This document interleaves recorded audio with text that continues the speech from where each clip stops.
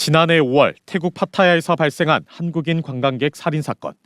30대 한국인 관광객의 금품을 노린 일당은 방콕의 한 클럽에서 수면제를 탄 술을 먹인 뒤 차에 태워 이동하던 중 피해자가 반항하자 목을 조르고 마구 때려 숨지게 했습니다.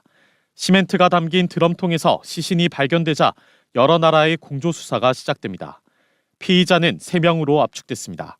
국내에서 20대 이모 씨가 긴급 체포됐고 캄보디아에서 또 다른 20대 이모 씨, 그리고 범행 넉 달 만에 베트남에서 30대 김모 씨가 체포됐습니다. 김 씨는 위조 여건으로 넉 달 동안 경찰의 추적을 피해왔던 걸로 드러났습니다.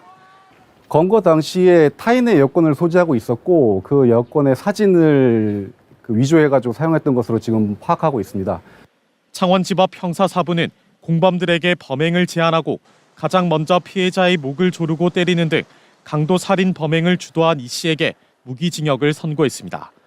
범행을 대체로 자백하는 등 다른 공범들에 비해 수사와 재판에 협조한 공범 김 씨에겐 징역 30년을, 또 다른 이 씨에게는 다른 공범들에 비해 범행 가담 정도가 적다고 판단해 징역 25년을 각각 선고했습니다.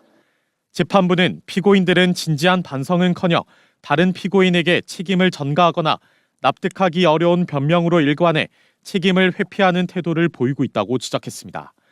재판에 참석한 피해자 유가족 측은 공소 사실에 적힌 모든 혐의가 인정됐는데도 검찰의 구형보다 턱없이 낮은 형량이 나왔다며 검찰의 항소가 필요하다고 강조했습니다.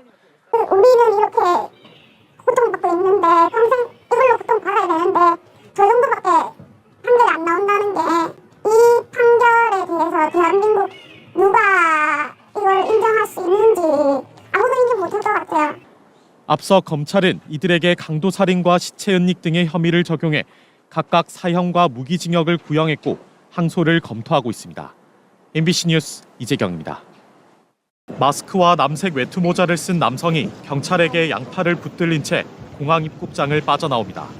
지난 5월 태국 파타야에서 발생한 한국인 관광객 살인사건 피의자 3명 가운데 1명인 30대 김모 씨가 국내로 강제 송환됐습니다. 범행 직후 다른 나라로 달아난 김 씨는 경찰의 국제 공조로 끈질긴 추적 끝에 현지 시각으로 지난 12일 오전 11시쯤 베트남 하노이의 한 숙소에서 현지 경찰에 붙잡혔습니다. 김 씨는 그동안 여권과 같은 다른 사람의 신분증을 도용해 숙소를 옮겨 다니며 경찰의 추적을 피해왔던 것으로 드러났습니다. 검거 당시에 타인의 여권을 소지하고 있었고 그 여권의 사진을 위조해가지고 사용했던 것으로 지금 파악하고 있습니다. 이로써 이른바 파타야 살인 사건의 피의자 3명이 모두 붙잡혔습니다. 범행 넉 달 만입니다. 공범 2명은 지난 5월 전북 정읍과 캄보디아 프놈펜에서 각각 체포돼 구속 상태로 재판을 받고 있습니다. 마지막 피의자 검거 소식에 취재진 앞에 선 피해자 유가족은 피의자들의 신상 공개와 함께 신속한 재판 진행을 통한 엄벌을 촉구했습니다.